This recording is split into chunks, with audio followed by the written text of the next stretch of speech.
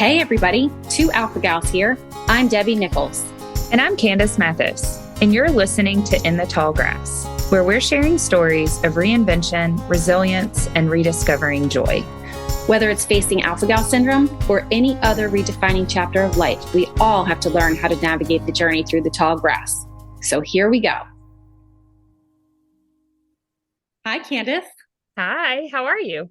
I'm doing good. How are you doing? I'm doing great. Great. You know why I'm doing good? I do. Let's dive right into this. Okay. Here's my question. What the actual hell happened in the news? Because all of a sudden, after 4 years of us trying to get people to talk about Alpha Gal syndrome, people are finally talking about Alpha Gal syndrome. So we finally have numbers. I think we do. The last documented case or study was done in 2017. Something like that. Yeah.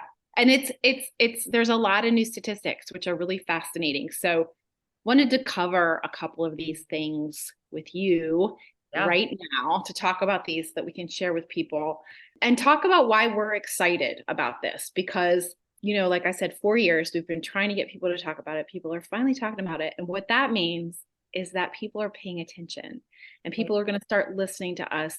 And that is so validating for me. I'm like, okay, look, it's really true. I really have Alpha Gal syndrome. It's a real thing.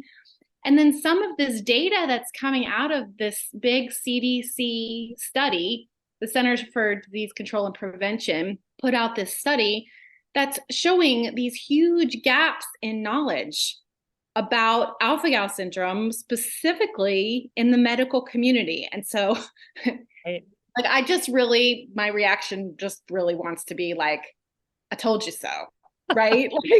Right. And it's not rare. I think that was kind of the thing for so long, is it's this rare condition and it's not so rare. Like there's almost 500,000 people reported. Potentially. Yeah. Let's talk about these numbers a little bit. Okay. So the first article that comes to mind, of course, is the NBC News article that came out. It came out in print featuring yours truly. And then they actually did a piece on TV too, talking with some other people who had Alpha Gal syndrome. And they were saying that from 2017 through 2021, the number of new cases increased by about 15,000 each year.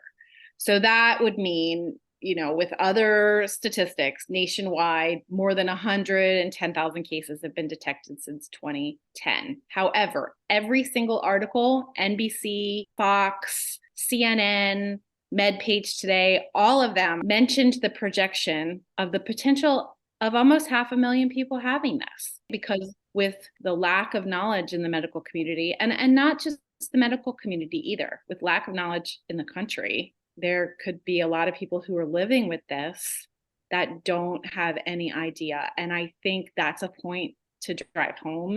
This condition, as you and I both know, looks like so many things. It looks like IBS. It looks like Lyme.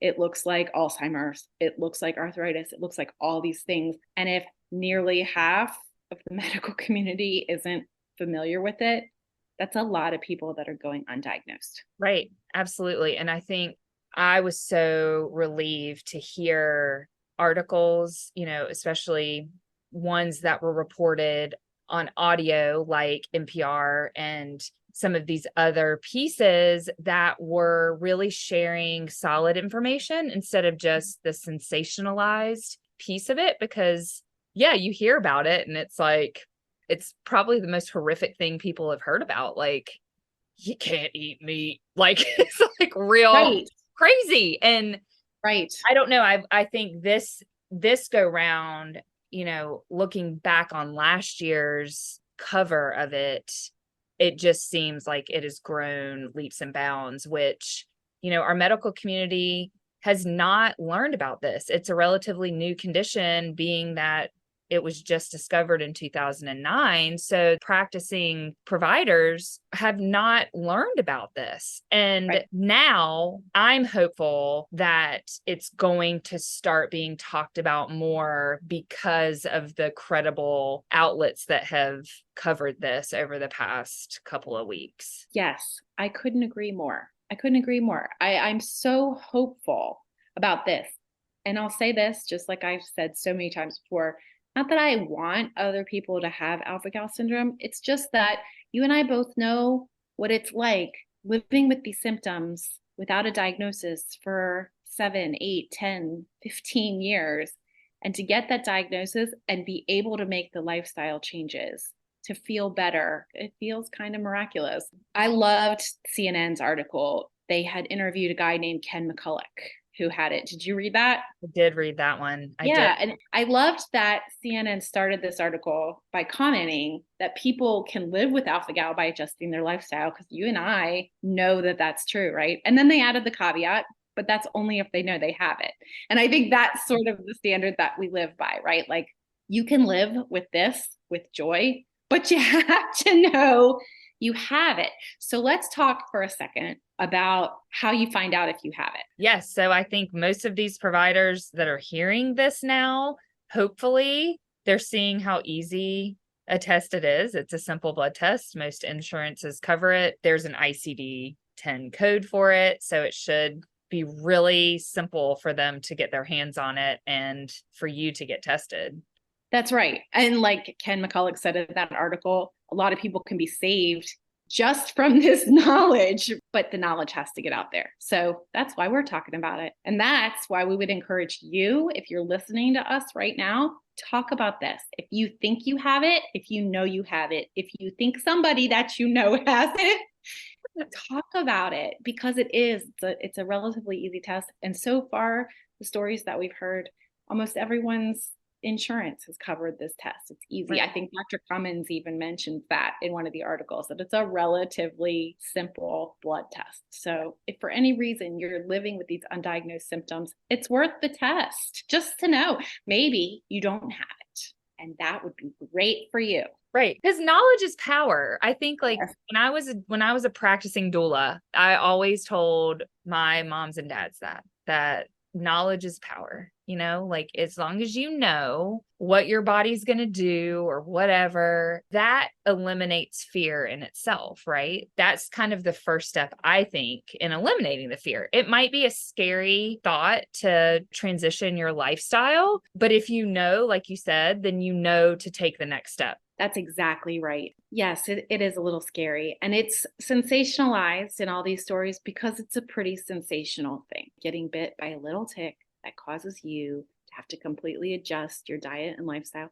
Like it's a big deal.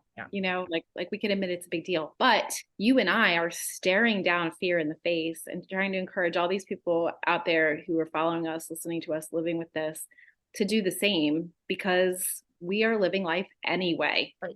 That for me is also powerful, right? Like that's us standing up to something that was handed to us that we had no control over, saying, screw this. We're going to live happily ever after anyway. Right. We're just gonna figure out a new way. And it's funny because I think now, even living a plant-based lifestyle, I'm happier with my menu choices than I've ever been. Like, I'm so excited trying all these new recipes and loving them and feeding them to my family, who also loves them, my meat and potatoes family. But I think this sort of leads us into your segment that was featured on NPR during all of this, which was just the most wonderful recording. If you have not listened to this yet, you have to go listen to this. We have links everywhere on our website. We'll put them in the notes. This little 2-minute story for me made such an enormous difference. It had such a huge impact on the way that I think about alpha-gal syndrome.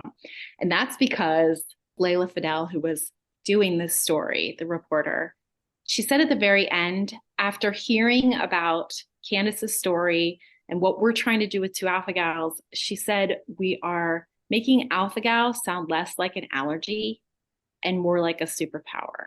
And that is exactly what we want to do. And we want you to be able to do that too.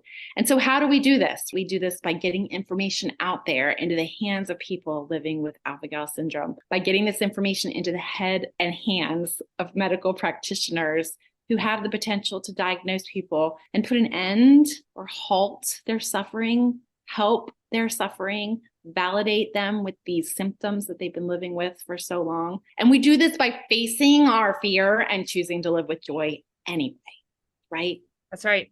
That's right. And it doesn't always go from 0 to 60, like we've said before. Like, you have to give yourself grace. You have to take it one step at a time. We had our own struggles, but there is joy on the other side of that. And we want everyone to just commit to taking that next step, whatever that might be, because it is there. And I mean, I'm sitting here as we're recording this in an Airbnb in Charleston, South Carolina, and I did this on my own with my daughter. I wouldn't have traveled alone by myself with my 16-year-old. I didn't know that that was going to be possible again 2 years ago. Yes. And not to mention, what made you late for this call, Candace? Why don't you share with our listeners what was late? Did it happen to be because there are amazing, I'll let you tell. Amazing treats that I mentioned in our last podcast, because that's how obsessed I am. That I went and had to place an order knowing I was coming here to Mabel May's Bakery. I actually got to meet sweet little Mabel May, is a toddler of the owner, Nikki's. She's the namesake of the company. And I told her I drove all the way from Virginia to get your cupcakes, and her little eyes got really big and she started smiling. So yes, it's possible. It is possible. You know, I know we both got teary-eyed listening to that piece. I knew what I said when I talked to the reporter, but you never know how it's going to get written out or produced. And that just was the best thing to listen to, that they got it, right? They got that they wanted to drive that home. And I feel like we're on the right path. I think so. And I guess I just have so many chills right now, and I feel all teared up talking about this right now. And I immediately, as soon as I finished listening to that, listened to it a second time right away, and then texted it to everybody that I know, because it is empowering. All of this coming out, the news coming out, Layla's comment about it being more like a superpower than an allergy. All of this is empowering, and we can do it. We can do it because you're not alone out there. There are tests. People are talking about it. People are learning more and more about it. So we're just all going to band together and be this alpha gal army with this superpower and do it together. Yep. We're like the alpha force. The alpha force. Yes, we are. We are the alpha force. So I guess one last thing I'd like to say before we wrap up here is thank you. I want to say thank you to, first of all, Candace, because it is so much easier doing this with somebody else, living with this condition with somebody else. And if you're out there and you're feeling alone, know that you're not. We're here. We have email and Instagram and all of the good things. You can reach out to us. There's a huge community of us out there that are trying to figure this out together. So Thank you, Candace, for doing this with me. And thank you to NPR for phrasing that, for changing the way that people potentially think about what it's like to live with this condition. And thank you to Erica Edwards at NBC for talking to us about this and for writing such a beautiful, concise, informative piece so that people understand what alpha-gal is and that it's a real thing. And thank you to CNN, MedPage Today, and to Fox News, and to everybody else who is reporting on this, because you are serving as a voice for all of us who are living with this and have been living with it for so long without validation. And finally, thank you so much to everyone who is listening to this podcast, because without you, we wouldn't be a community. And without a community, we wouldn't have a voice that's making an impact, which is ultimately making this world a safer place for us to live. I love that. Yes. Thank you, everyone. Thank you for joining us today on In the Tall Grass. Visit us at 2alphagals.com. That's TWO alphagals.com. Or you can find us on Instagram and Facebook at 2alphagals. If you enjoyed listening, please leave a review and help us grow this community.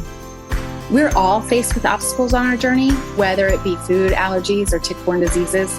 You might outgrow the reactions, but you won't outgrow the person you become. Ticks suck, but life doesn't have to.